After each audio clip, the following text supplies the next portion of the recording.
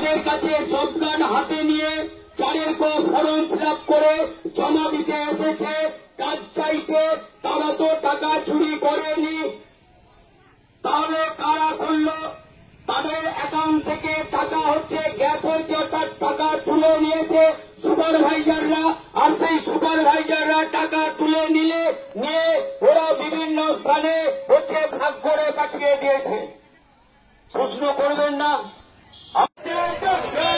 বিধিপতি না দিলে পঞ্চায়েত থেকে কাউকে বন্ধ দিচ্ছি না, দেবো না। বিধিপতি না দিলে পঞ্চায়েত থেকে কাউকে বন্ধ দিচ্ছি না, দেবো না।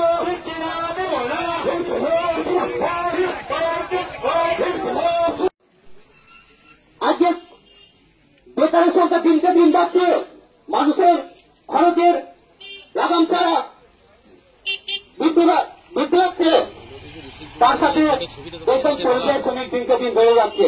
আপনার ঘরের ছোট ছোট ছেলেরা যারা 18 বছর হয়নি তারা ভিন রাজ্যে কাজে যাচ্ছে, কিসের কাজে?